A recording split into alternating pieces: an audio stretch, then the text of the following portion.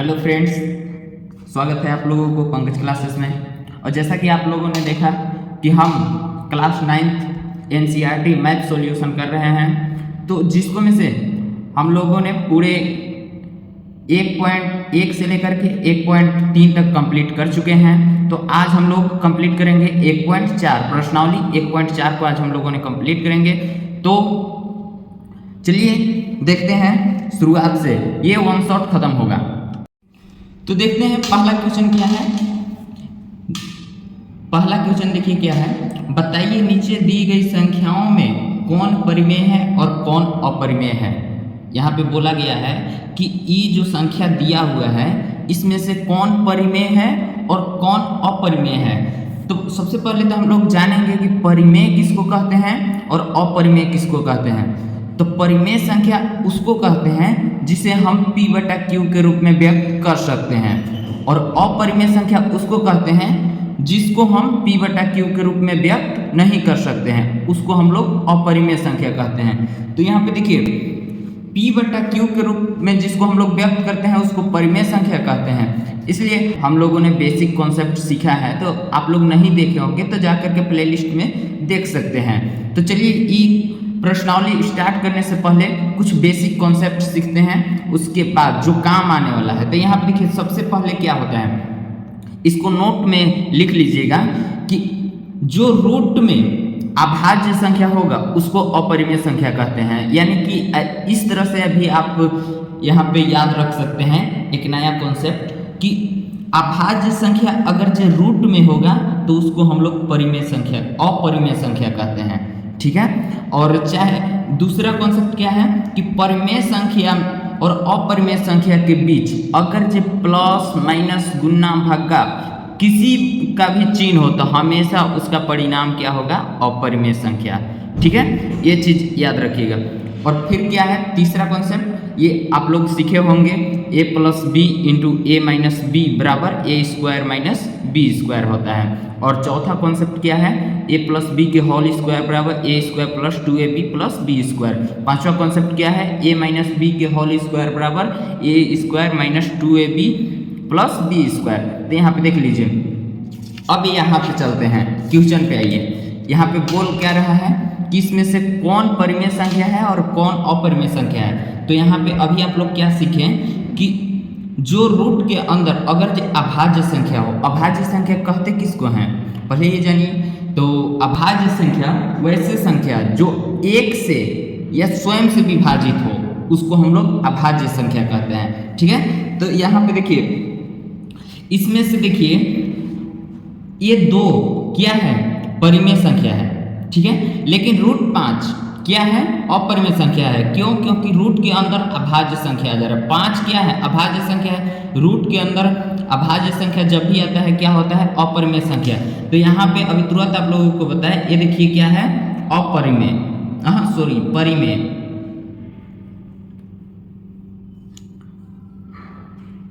परिमेय संख्या। और ये क्या है, अपरिमेय संख्या, अपरिमेय संख्या, ठीक है। तो आप लोगों को अभी तुरंत बताएं कि परिमेय संख्या और अपरिमेय संख्या के बीच अगर जो प्लस माइनस जोड़ घटाव मतलब कुछ भी चिन्ह आ जाए उसको हम लोग क्या बोलते हैं, अपरिमेय संख्या। तो इसको लिख देंगे क्या चीज, अपरिमेय,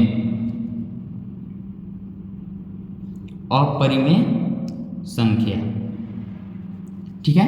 यही हो जाएगा आंसर। अब यहाँ पे दूसरा प्रश्न क्या है, यहाँ पे देखिए कि इसको हम लोग इस तरह से देखिए सोल्व कर लेते हैं। 3 + √23 - √23, ये ब्रैकेट को हटा दिए हैं, ठीक है। तो यहाँ पे देखिए ई प्लस में √23 है, ई माइनस में √23 है, ई से ई कैंसिल हो जाएगा, यानी कि यहाँ पे क्या बचेगा 3। अब 3 को हम लोग p/q के रूप में व्यक्त कर सकते हैं कि नहीं, बिल्कुल कर सकते हैं। बाटा में 1 दे देंगे, यानी कि ई क्या हो जाएगा, यहाँ पे हो जाएगा परिमेय संख्या, परिमेय संख्या, ठीक है। अब यहाँ पे देखिए तीसरा क्वेश्चन क्या है,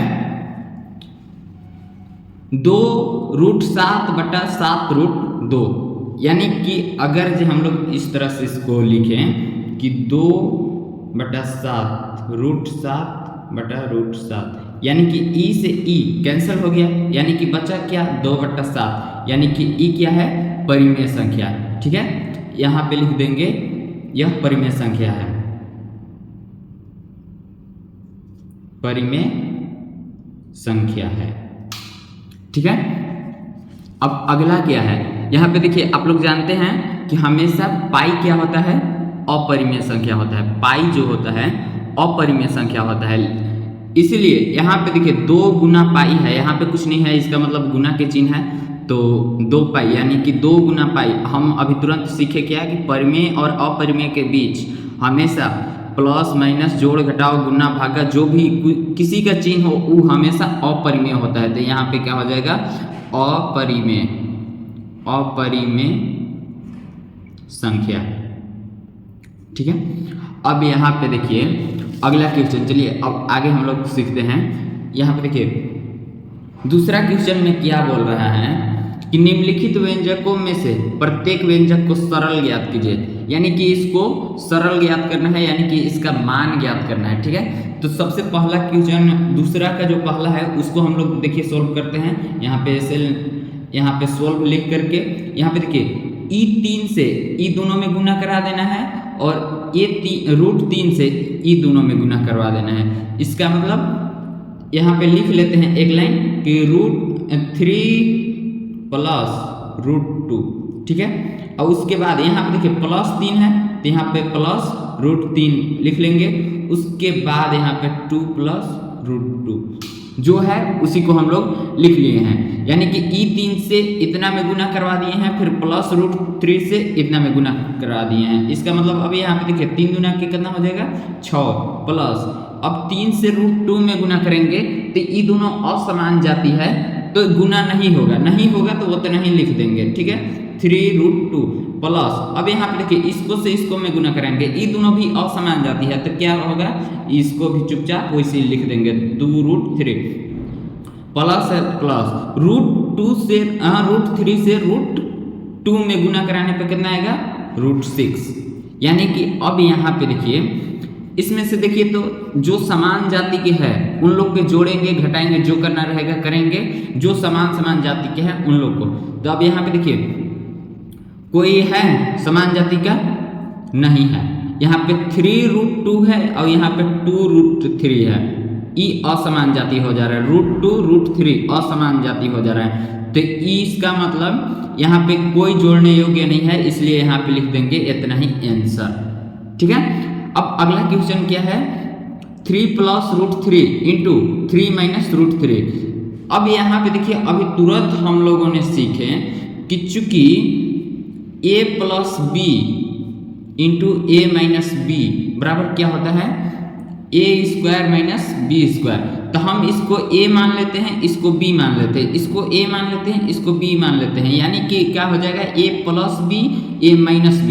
तो यहाँ पे इसलिए क्या हो जाता है a² - b², तो यहाँ पे लिख देंगे 3 का स्क्वायर माइनस √3 का स्क्वायर। ठीक है, तो इसका क्या हो जाएगा 3 3 के 9, और यहाँ देखिए स्क्वायर से रूट कटता है तो हमेशा यहाँ पे इससे ये कट गया, यानी कि कितना बचा 3, यानी कि आंसर कितना होगा 9 में से 3 जाएगा कितना बचेगा 6, यही हो जाएगा आंसर।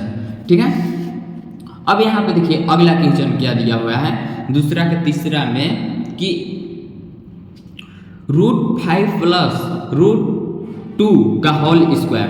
ठीक है, तो अभी हम लोग सीखे हैं क्या कि a + b का होल स्क्वायर बराबर, सॉरी ये नहीं है, a + b के होल स्क्वायर बराबर क्या होता है a² + 2ab + b²। ठीक है, अब यहाँ पे देखिए इसको a मान लेंगे, इसको b मान लेंगे, a बराबर √5 और b बराबर √2। तो यहाँ पे देखिए क्या हो जाएगा √5 + √2 का होल स्क्वायर बराबर क्या हो जाएगा √5 का स्क्वायर प्लस 2 यहाँ पे है तो 2 लिखेंगे, उसके बाद यहाँ पे एक जगह पे कितना √5 इंटू √2 प्लस √2 का होल स्क्वायर। ठीक है, अब यहाँ पे देखिए क्या हो जाएगा इसको से ई कट जाएगा, स्क्वायर से रूट कटेगा, यानी कि कितना बचेगा 5 प्लस यहाँ पे देखिए सबको एक दोनों के गुना करेंगे, 5 गुना के 10 यानी कि 2√10 प्लस यहाँ पे क्या हो जाएगा, इसको से इसको कटेगा यानी कि ई कितना हो जाएगा 2। ठीक है, अब समान जाति वाले को जोड़ देंगे यानी कि 7 प्लस 2√10, यही हम लोग का क्या हो जाएगा आंसर। ठीक है, हम उम्मीद करते हैं कि आप लोगों को पूरा समझ में आ रहा होगा। अब यहाँ पे देखिए इसका सॉल्यूशन यहाँ पे कर रहे हैं। ठीक है, तो यहाँ पे भी देखिए क्या हो जा रहा है a minus B into A plus B. अब यहाँ पे देखिए अब कहिएगा कि सर हम लोगों ने तो a प्लस बी, यहाँ पे देखिए a plus B into A minus B सीखे हुए हैं। तो यहाँ पे मेरा कहने का अर्थ ये है कि 5 प्लस 2 लिखिए या फिर 2 प्लस 5 लिखिए, आपका आंसर तो उतना ही आ रहा है। इसका मतलब a माइनस बी पहले लिखें चाहे a प्लस बी लिखें, बात बराबर है। यानी कि इसको क्या करेंगे, बराबर फार्मूला क्या होता है a square minus B square, तो √5 का स्क्वायर माइनस √2 का स्क्वायर, यानी कि इसको से इसको काट देंगे, स्क्वायर से रूट कटेगा बचेगा 5 माइनस यहाँ भी कटेगा, कितना बचेगा 2, यानी कि 5 में से 2 घटेगा कितना बचेगा 3। आंसर यही हम लोगों का आंसर है। चलिए अब अगला क्वेश्चन देखते हैं क्या है। देखिए तीसरा क्वेश्चन प्रश्नावली 1.4 का तीसरा क्वेश्चन यहाँ पे देखिए क्या बोल रहा है कि आपको याद होगा कि पाई को एक वृत्त की परिधि मान लीजिए c है। ठीक है, यहाँ पे देखिए बोला जा रहा है कि आपको याद होगा कि पाई को एक वृत्त की परिधि मान लीजिए जो c है और उसके व्यास मान लीजिए d है। d के अनुपात के परिभाषित किया जाता है, अर्थात पाई बराबर c/d। यहाँ पे बोला क्या जा रहा है कि अगर जे आपको याद होगा तो पाई की परिधि c मान लीजिए और व्यास उसका d मान लीजिए और उसका अनुपात परिभाषित किया जाता है, यानी कि अर्थात पाई बराबर c/d है। यह इस तथ्य का अंतर्विरोध करता हुआ प्रतीत होता है कि पाई अपरिमेय है। इस अंतर्विरोधीय निराकरण आप किस प्रकार करेंगे, यानी कि कहा क्या जा रहा है यहाँ पे कि यह प्रतीत होता है कि पाई जो है अपरिमेय संख्या है। ठीक है, तो इसको हम लोग को कुछ सोल्व नहीं करना है, बस थोड़ा सा जो कॉन्सेप्ट है उसको लगाना है। देखिए वृत्त किसको बोलते हैं, यहाँ पे जो ये गोला दिख रहा है उसको वृत्त बोलते हैं। ठीक है, गोल इस सर्कल को हम लोग वृत्त बोलते हैं। अब यहाँ पे देखिए ये जो और ये इधर साइड में जो घूम रहा है इसको हम लोग परिधि बोलते हैं, वृत्त की परिधि, उसी को c मानना है। और ये जो बीच वाला लाइन है इसको हम लोग व्यास बोलते हैं। ठीक है, व्यास जिसको d से निरूपित किया जाता है इसको c से, यानी कि यहाँ पे बोला जा रहा है क्या कि पाई बराबर, यहाँ पे देखिए पाई बराबर क्या हो जाएगा c/d। तो हम लोग चूंकि जानते हैं कि d बराबर होता है 2r। ठीक है, और वृत्त के परिधि बराबर होता है 2πr। तो यहाँ पे देखिए पाई बराबर अगर जो मान रख दिया जाए तो c के जगह पे कितना लिखेंगे, परिधि कितना होता है 2πr, और d के जगह पे कितना लिखेंगे, व्यास कितना होता है 2r। अब यहाँ पे देखिए 2 से 2 कैंसिल हो गया, r से r कैंसिल हो गया, यानी कि बचा कितना पाई बराबर पाई। अतः इसको लिख देंगे हम लोग क्या चीज कि अतः इसका कोई अंतर्विरोधी नहीं है। स्मरण का मतलब आपको याद रहे कि जब कभी भी एक स्केल से या किसी अन्य युक्ति से लंबाई मापते हैं तब आपको केवल एक संघिष्ट परिमेय मान प्राप्त होता है।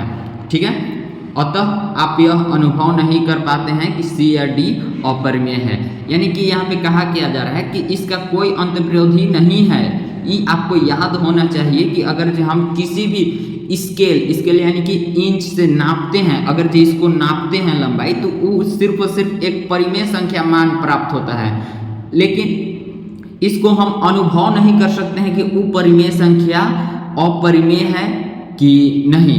तो इसलिए इसको इतना ही लिख देंगे। उसके बाद यहाँ पे देखिए क्या कहा जा रहा है कि निम्नलिखित का हरों का परिमेयकरण कीजिए। इसका हरों का परिमेयकरण, हरों का परिमेयकरण कैसे होता है आप लोग को मालूम है? चलिए नहीं मालूम होगा तो हम बताते हैं। हरों का परिमेय यहाँ पे देख लीजिए क्या होता है कि इसको अंश बोलते हैं, ठीक है, इसको अंश बोलते हैं, इसको हर बोलते हैं।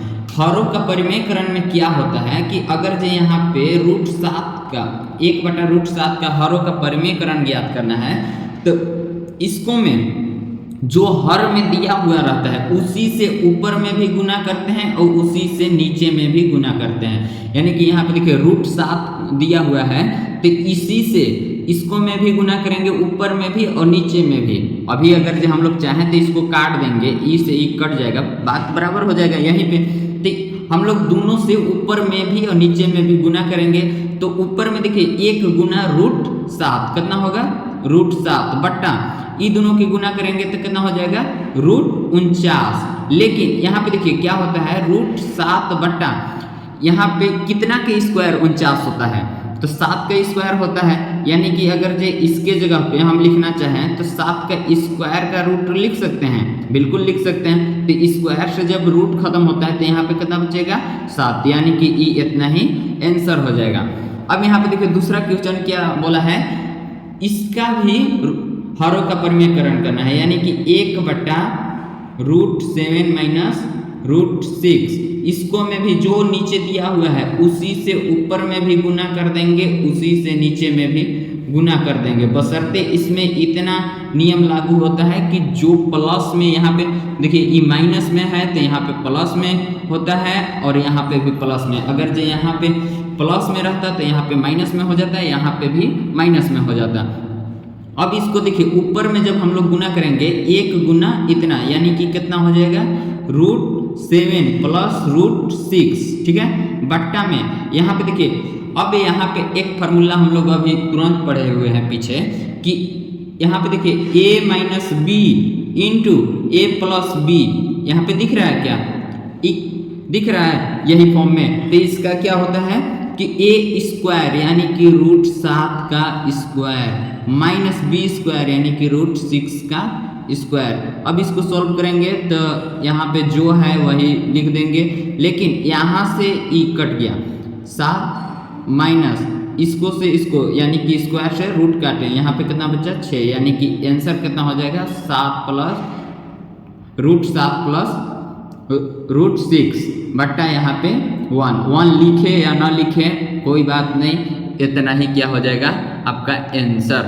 अब यहाँ पे देखिए क्या है अगला क्वेश्चन आप लोगों को यहाँ पे दिया जा रहा है कि एकदम सेम है, वही है, ऊपर में जो है वही यहाँ पे भी है।